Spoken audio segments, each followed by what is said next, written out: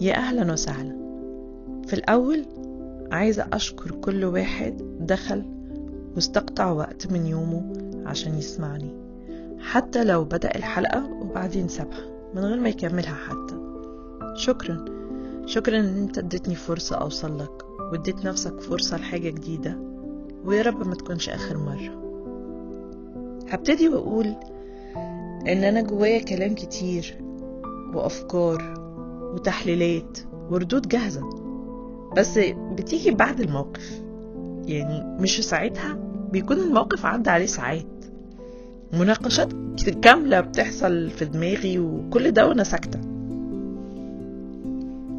عمركم حسيتوا إنكم جواكم عالم كامل بس من بره بتبقوا هاديين قوي؟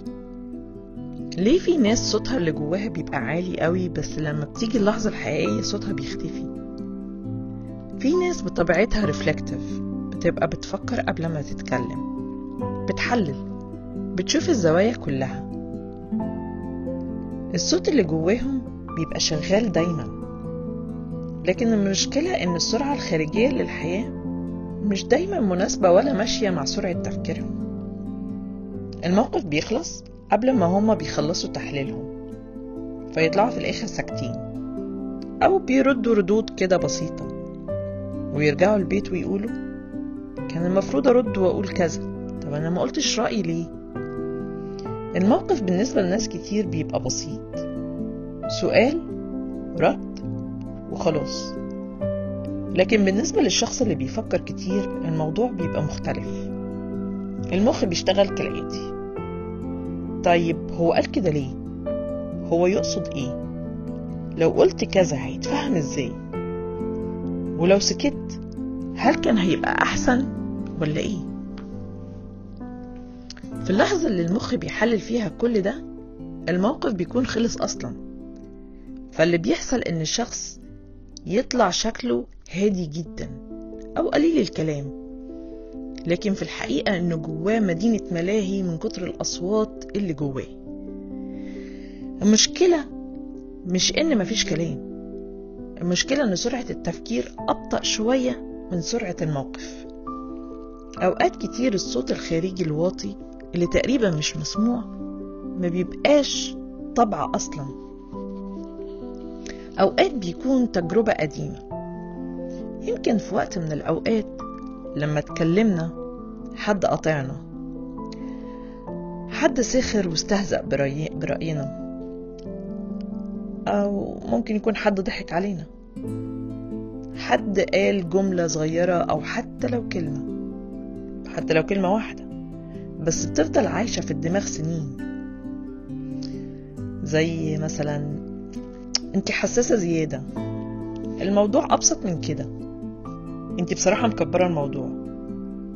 الجمل دي ممكن تبان عادية للناس اللي بتقولها، لكن للعقل بتبقى رسالة، والرسالة دي بقى معناها الكلام مع الشخص ده مش مساحة امان.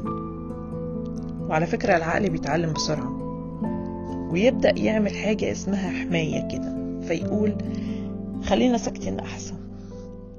ومع الوقت السكوت ما بيبقاش مجرد رد فعل، بيتقلب ويبقى عادة. نيجي لموضوع الحساسية الزايدة اللي ممكن في ناس بيقولوها كنوع من انواع التريقة او الاتهام وهم مش عارفين اثرها او حتى سببها. وانا ياما اتقالت لي جملة انتي حساسة زيادة عن اللزوم.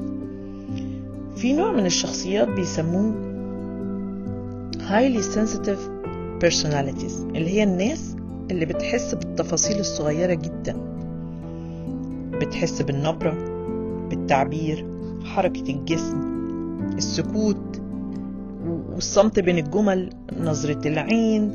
يعني باختصار كده بنعرف نقرأ الجو العام بسرعة.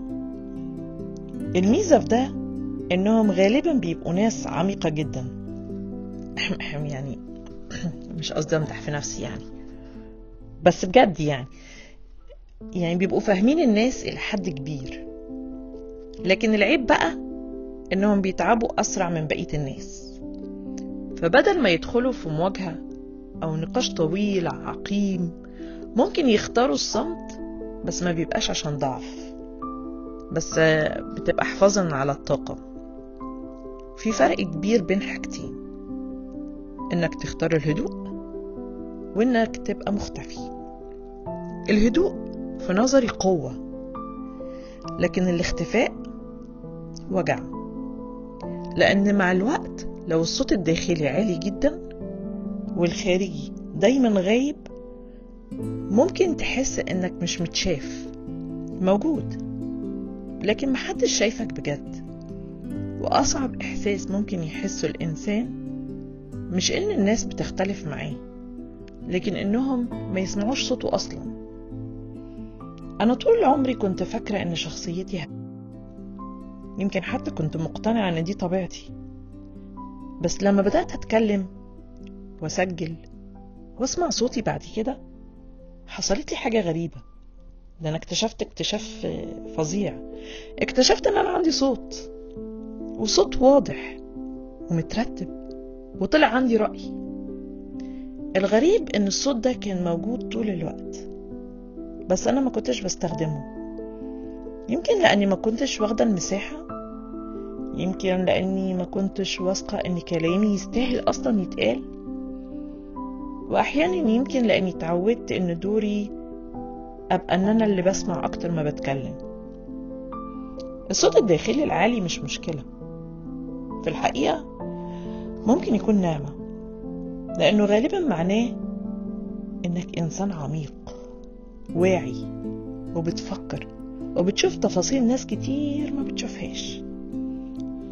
لكن الصوت ده لو فضل محبوس طول الوقت ممكن يتحول من نعمة لضغط. عشان كده لازم الإنسان يتعلم إنه يطلعه برا شوية، مش في صراخ وخناقات، لكن في حضور.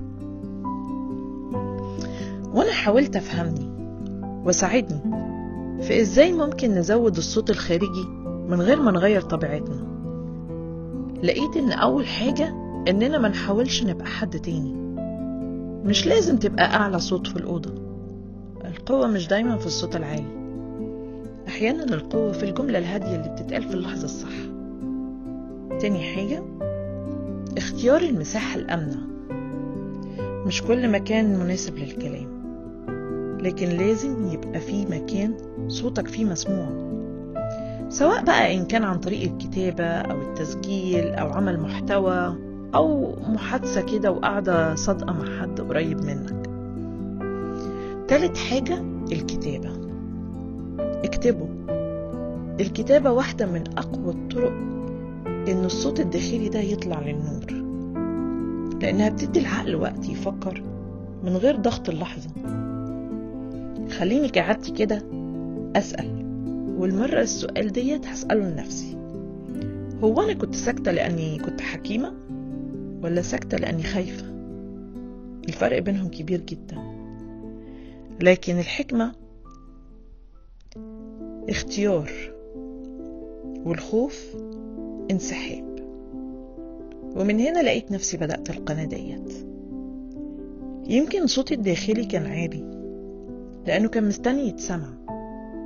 مش لازم أبقى شخص تاني، مش لازم أبقى صاخبة بس يبقى ليا صوت وأبقى حاضرة أقول اللي جوايا حتى لو بهدوء. لأنه أسوأ حاجة مش إن صوتك يبقى واطي، أسوأ حاجة إنك تقتنعي إن ملكيش أصلا صوت. ولو أنا بدأت أسمع نفسي، يمكن أتعلم إزاي أخلي العالم يسمعني شوية، مش عشان أبقى الأعلى ولا الأهم، لكن عشان أبقى حقيقية. وشكرا لكل حد سمعني وأنا بتكلم على مهلي.